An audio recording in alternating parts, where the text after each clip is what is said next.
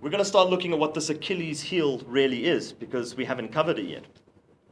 I'm going to start off with a simple illustration of a real-world example. Toyota, the poster child of effective methodology implementation for many, many years. They wrote the book on production systems. They wrote the book on total quality management. Lean, Six Sigma sprouted from it. They were effectively the champions of these forms of methodologies. But 2 or 3 years ago, they started to take their slogan very seriously of moving you forward to moving you forward even if you don't want to and you want to slam your brakes to stop. Now, I don't know if you guys are familiar with this, but 2 or 3 years ago, people's fuel pedals would get stuck and their cars wouldn't stop and they would fly into walls and you name it. And so people started to research on why would this happen with a company that had such a strong culture and such a strong methodology around perfect production. Well, it all started when the company was expanding. They had to move production from the East into the Americas, into the West, to cope with demand.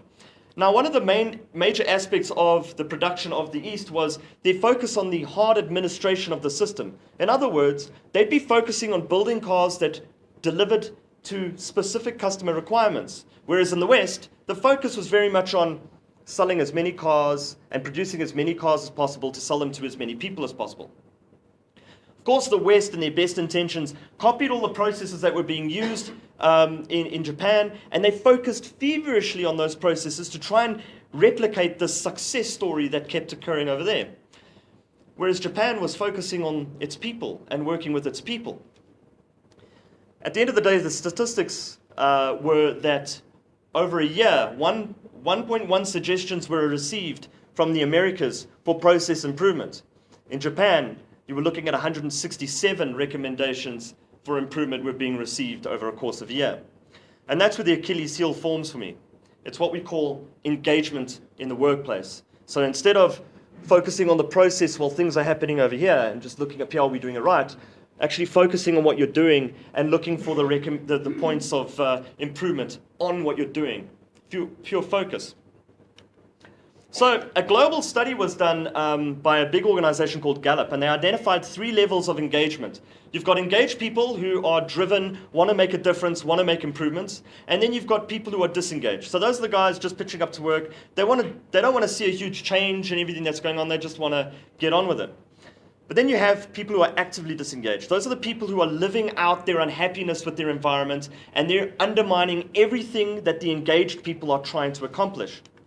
Now, globally, you're looking at 13% of the world is engaged with the work that they do. A staggering 63% are disengaged, and a scary 24% are actively disengaged. What does that mean?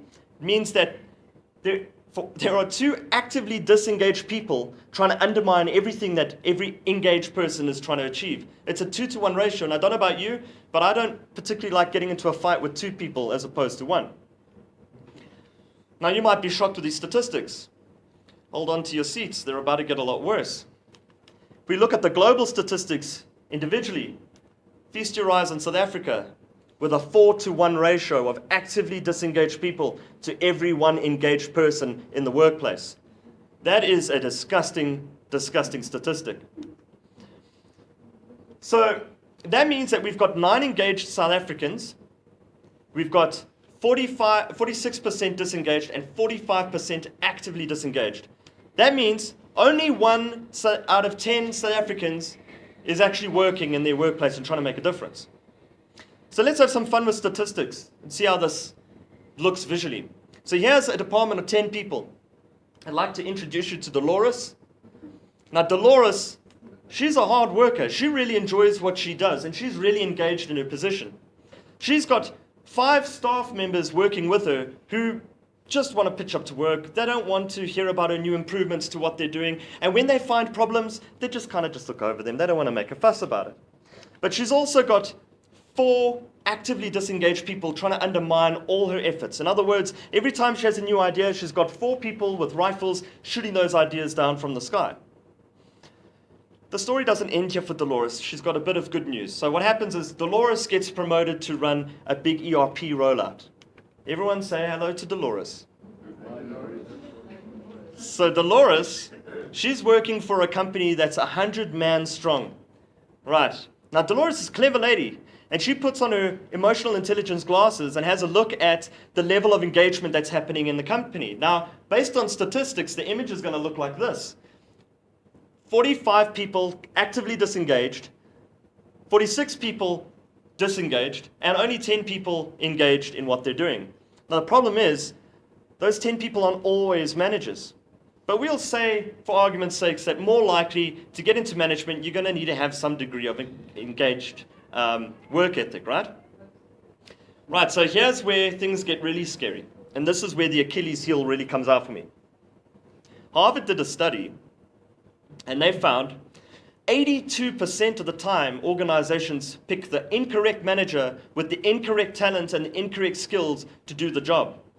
82% of the time. So what does that mean for us from statistics of here? We've got 2 people in this whole company that can effectively manage this rollout of ERP. Now, I ask you, with the statistics of a 70% failure rate, what do you think the statistics are of success for her ERP project when she tries to roll that out in this organization? I'd likely say she's going to get to see her 70% failure rate, right? If she's lucky. So, that's the presentation. Thanks very much for coming.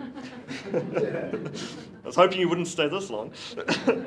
Okay, so... you're right, the door's locked. So what does this mean in terms of how we approach this problem? How do we wash behind our ears in the river Styx to make sure that we're fully submerged and totally immortal to failure of change? The key lies in management. Gallup identified during their survey that employees' perceptions of their managers account for 70% of their engagement in the workplace. 70%. That means that if we looked at our picture before, if we got effective managers on all those lines there with the correct talent to do their jobs, you would see a 70% improvement. Now look, I'm not one for coincidences, but 70% change failure rate, 70% improvement in staff engagement, we could be seeing a pattern here. So how do we get managers who have the talent? Let's first find out what talent really is. First of all, it's something that's deep-rooted in us. It's inherent. It's the way we naturally react to things. It's formed by habits that have been developed over many, many years from our exposure to many different things in our lives. Now, is it something that we can train and teach people? Sure. You can go to golf lessons, and you could learn all the habits you need to be able to swing a golf club properly. That was a bit more of a baseball, right? Yeah, there wasn't quite golf. Let me illustrate it in this scenario. If we were to have a boy who's been racing a go-kart his whole life as a little kid, and then one day someone came to him and said to him, I want you to be a Grand Prix Formula One racer, and I want you to win the Grand Prix. He's got a lot of inherent talent to be able to accomplish that. Maybe he'll need some ironing out and some training, but he can do it, right? What if we went to someone who drove a tractor for the majority of his life and said to him, right, I want you to race a Formula One car, and I want you to win the Grand Prix. We've got a much bigger gap to work with. Now, we might be able to get him to a point to sit in that Formula One car and take it for a couple of laps around the racetrack. But I don't think he's got the inherent talent that's developed over the years to be able to win Grand Prix. Can we agree on that? Now, the tragedy in organizations nowadays is we promote brilliant engineers, brilliant accountants and financial people into management positions. And more often than not, 82% of the time, they don't have the skills and the natural talent to execute on that job effectively. And companies spend a stack of money to try and get them to a level where they're good managers, but ultimately they're only ever going to be mediocre because they've never had that ingrained talent from the offset. The tragic part for me is that they've been taken out of a role that they were brilliant at in the first place. So now they're just not as effective all around for me. So what are the talents that a manager requires? Well, Harvard identified 5, and it's being able to motivate is the big one. So being able to motivate every single employee with a compelling vision to get them to act on things. Being assertive and being able to overcome adversity and resistance in the workplace. Having accountability and growing a culture of accountability in the department. Remember, accountability is what's going to give you your autonomous, your autonomy in your department. So if we look at our rubber duck, it's the guys being able to act on their own and make sure this duck stays on the river without going overboard. It's being able to foster relationships of trust and with authentic dialogue, and it's being able to make decisions based on productivity and not politics. So as I close off now, what can we do to take away from this in order to start changing this picture in the workplace? Well, firstly, we need to refine our management talents. So go out, look for courses that can help us refine and etch those talents that we had before, the 5 that I mentioned. You need to create a conviction in every company, in every department, that people really matter. You need to act as a role model. So that means you need to start doing as you expect other people to start doing. You need to give constant reinforcement and encouragement to improve people's engagement, and that'll also form on the next point, which is developing their talent. So go onto this website, SFIA, online. It's basically an IT website with all IT skills, and then you've got, and they're all mapped to the various IT positions in IT. So what you need to do is just get that, do a gap assessment on your department, and see where training is required and develop your team. And then, of course, finally, you have to reinforce shared values. So show staff that the work that they're doing, how it contributes to the company's strategy, how they're making a difference to the bottom line, because that's what gives them meaning and value in what they do on a daily basis. Now, I'm a strong believer that if you combine these steps and work on these steps and understand the full context of organizational change, you're going to improve the statistics on change to 100% success rate. Thank you very much for coming to the presentation.